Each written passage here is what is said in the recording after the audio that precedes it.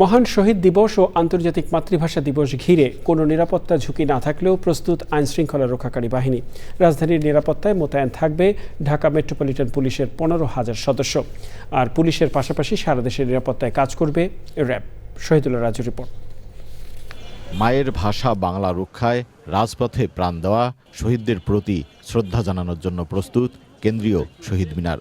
রাত 12:01 রাষ্ট্রপতি প্রধানমন্ত্রীর পর 12:40 থেকে শ্রদ্ধা নিবেদন করতে পারবেন সাধারণ মানুষ। সকালে মহান শহীদ দিবস ও আন্তর্জাতিক মাতৃভাষা দিবস উপলক্ষে কেন্দ্রীয় শহীদ মিনারে নিরাপত্তা ব্যবস্থা পরিদর্শনে যান ডিএমপি কমিশনার।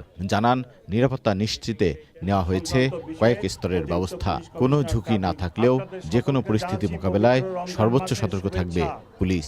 আমাদের নিরাপত্তা ব্যবস্থা পুরো ঢাকা শহর নিয়ে এবং পুরো ঢাকা শহরকে আমরা সিকিউর রাখার জন্য সকল সময় চেষ্টা করি, এখনও সেই চেষ্টা করে যাব। শহীদ মিনারে কেউ কোনো ধরনের ধারালো বস্তু বা দাহ্য পদার্থ বা বিস্ফোরক দ্রব্য নিয়ে আসার চেষ্টা করবেন না। দিনটির জন্য ঢেলে সাজানো হয়েছে ট্রাফিক ব্যবস্থাপনাও। ঢাকা বিশ্ববিদ্যালয় এলাকায় 7 জায়গায় থাকবে ডাইভারশন, 3 জায়গায় পার্কিং।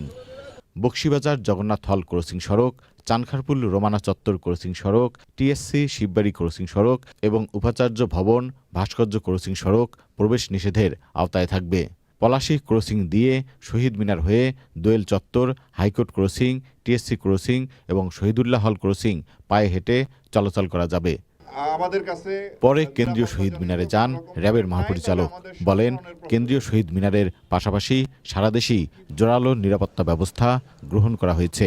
আমরা সারা দেশেই পর্যাপ্ত নিরাপত্তা ব্যবস্থা গ্রহণ করেছি। কোনোভাবেই যাতে আইন শৃঙ্খলা পরিস্থিতি বিঘ্ন না হয় সেদিকে আমরা সবসময় সতর্ক আছি। প্রত্যেকটা সেক্টরেই আমাদের ফুট পেট্রোল, গাড়ির পেট্রোল এবং স্ট্রাইকিং রিজার্ভ থাকবে। এছাড়াও আমরা অত্র এলাকাটি ভালোভাবে সুইপিং করেছি।